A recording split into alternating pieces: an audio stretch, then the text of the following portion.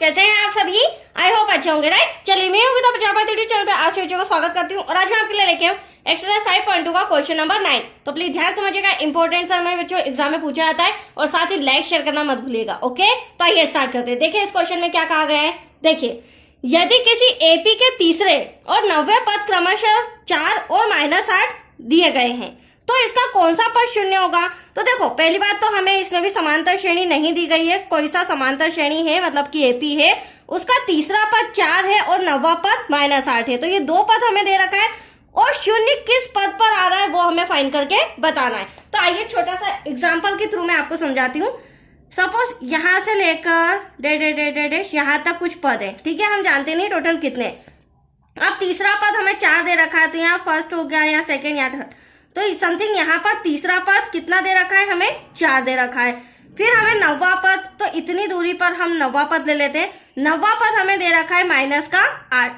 अब कहने का मतलब ये है, क्वेश्चन ये कर रहे हैं कि तो कौन सा पद शून्य होगा, मतलब यहां से यहां तक जो समांतर श्रेणी है उसमें कौन सा पद शून्य होगा।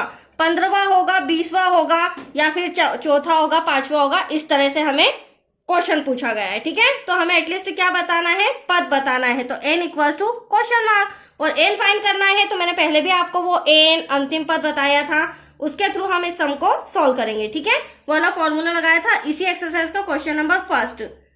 तो चलिए, अब जो हमें इंफॉर्मेशन दी गई है वो हम लिख लेते हैं। दिया है तीसरा पद हमें दिया है बच्चों, तो तीसरा पद मतलब कि A3 क्या हो जाएगा 4, राइट। उसी तरह हमें दिया गया है 90वां पद, तो 90वां पद भी हम रिटर्न कर लेते हैं। 90वां पद A9 इक्वल्स टू -8। अब हमें फाइंड क्या करना है, n equals to question mark. अब देखो, नंबर्स मतलब पदों की संख्या हमें पता करना है कि शून्य किस पद पर है। तो यहाँ पर हमारा जो an है ना, वो हम क्या मान लेंगे, शून्य मान लेंगे। माना कि जो nवां पद है, देखिए मानना पड़ेगा, माना कि जो nवां पद है वह क्या हो जाएगा, हमारा शून्य होगा, राइट। शून्य होगा। अब यहाँ पर जब nवां पद शून्य होगा तो हम an को इक्वल टू 0 मान लेंगे। क्या मान लेंगे, 0, क्योंकि देखो मुझे फॉर्मूला an का ही लगाना है और इसी के जरिए मेरा आंसर इजीली आ पाएगा। तो देखिए यहाँ पर मैं छोटा सा फॉर्मूला बताती हूँ। हमें फॉर्मूला लगाना होगा an equal to a plus bracket में n-1 ब्रैकेट क्लोज d। तो अब आप देख सकते हैं n तो अभी मैंने आपके सामने निकाला, यहाँ पर रहा an मतलब कि 0।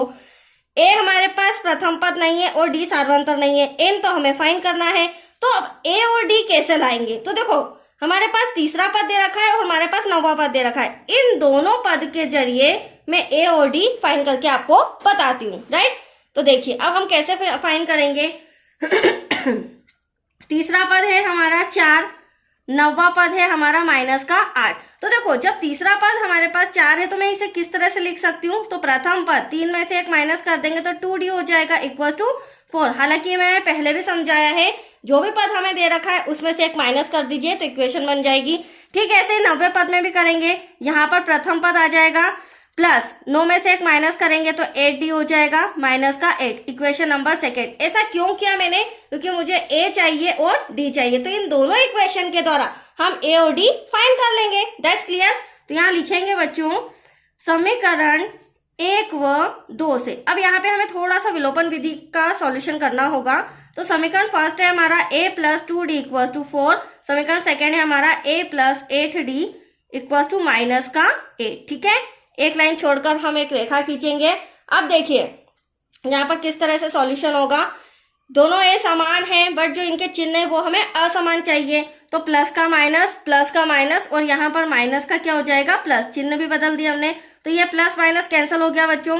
अब 2 में से 8 नहीं, 8 में से 2 जाएगा तो बचेगा 6d, बट बड़ी संख्या माइनस की है। अब यहाँ पर ये भी प्लस का, ये भी प्लस का, 8 और 4 क्या हो जाएगा, 12 हो जाएगा, राइट। अब d को हम किस तरह से फाइंड करेंगे, थोड़ा सा कॉपी इस तरह से कर रही हूँ। तो देखिए, देख लीजिए 12 इंटू का 6 कहाँ जाएगा, डिवाइड में। और डिवाइड में जब भी माइनस होता है तो माइनस कभी भी डिवाइड में नहीं लिखते हैं, ऊपर लिखा जाता है। तो 6 1 6, 6 2 12। तो ये जो d आया है ना बच्चों, ये हमारा -2 आया है। क्या आया है, -2। तो ये हमारा एक आंसर तो आ चुका है। अब इसी को हम समीकरण 1 या 2 में डी के प्लेस पर रख के ए फाइंड करेंगे, राइट। तो चलिए अब हम यहाँ पर इसी में मैं कंटिन्यू, या फिर हम थोड़ा इधर टर्न ले लेते हैं, यहाँ पर ए फाइंड कर लेते हैं। तो चलिए डी का मान समीकरण 1 में रखने पर, 2 में भी रख सकते हैं एज यू विश। तो डी का मान समीकरण 1 में रखने पर, अब समीकरण 1 क्या है बच्चों वो भी मैं बता देती हूँ। समीकरण 1 है a plus 2d equals to 4 और d हमारा आया है माइनस का 2, तो a तो ऐसा का ऐसा प्लस 2, d के प्लेस पर -2 हो जाएगा इक्वल्स टू में 4। a प्लस माइनस क्या हो जाएगा, -2 2 हो जाएगा बच्चों 4 इक्वल्स टू में 4। अब नेक्स्ट स्टेप में माइनस का 4 इधर आके क्या हो जाएगा, प्लस का हो जाएगा, तो 4 प्लस का 4 4 4 हो जाएगा 8। तो अब आप देख सकते हैं हमारे पास a भी आ चुका है और d भी आ चुका है। अब हम जो वो हमें पदों की संख्या n फाइंड करना है, तो अब मैं ये फॉर्मूला लगा के सारी वैल्यू पुट करके n फाइंड करते हैं, ठीक है। तो चलिए a n equals to a plus n minus 1 bracket close d। a n को हमने 0 मान लिया था, नहीं भी माने तो भी चलेगा, एज यू विश, आपके ऊपर डिपेंड करता है। अब a आपके सामने 8 आया है, प्लस n तो हमें फाइंड करना है, d आपके सामने आया है माइनस का 2, राइट। अब नेक्स्ट स्टेप में क्या हो जाएगा बच्चों, प्लस का 8 इधर आके क्या हो जाएगा, माइनस का, तो ये माइनस का 8 हो जाएगा। अब 0 में तो कोई इफेक्ट नहीं पड़ता है, प्लस करें या माइनस करें। अब यहाँ पर इन दोनों में मल्टीप्लाई है, तो -2 का मल्टीप्लाई पूरे ब्रैकेट में करेंगे, तो -2 का n में करेंगे तो -2n हो जाएगा, माइनस माइनस प्लस 2 1 जा 2। साइन का आपको ध्यान रखना होगा, ठीक है। प्लस माइनस क्या, -8 आया। अब प्लस का 2 इधर आके क्या हो जाएगा बच्चों, माइनस का 2, यहाँ पर बचा ओनली ऑन -2n।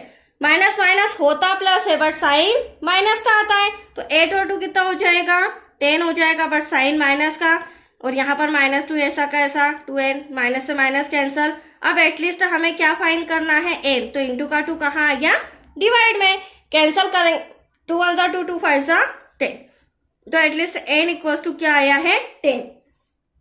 तो यहाँ पर कहने का मतलब ये, सॉरी n इक्वल्स टू 5 आया है, थोड़ा सा मिस्टेक हो गया बोलने में लिखने में, कोई बात नहीं, इतना तो चलता है। चलिए n इक्वल्स टू आया है 5, तो 5 क्या है, मतलब कि ये जो मैंने आपके सामने छोटी सी समांतर श्रेणी एपी बनाया था, इसका कहीं ना कहीं ये तीसरा है, तो चौथा 5वां पद, मतलब इस पद पर क्या आ रहा है, शून्य। उन्होंने यही पूछा था कौन से पद पर, तो 5वें पद पर शून्य होगा, राइट। तो यहाँ पर लास्ट में हम आंसर लिखेंगे, अतः समांतर श्रेणी का 5वां पद, समांतर श्रेणी का 5वां पद शून्य होगा, और यही क्वेश्चन था बच्चों। तो दैट्स योर आंसर। आया आपको समझ में। चलिए ये सम भी कंप्लीट हो चुका है, बहुत ही अच्छा इंटरेस्टिंग सम था। अब नेक्स्ट आपको मिलेगा वीडियो क्वेश्चन 10 से रिलेटेड। ओके, थैंक यू बच्चों।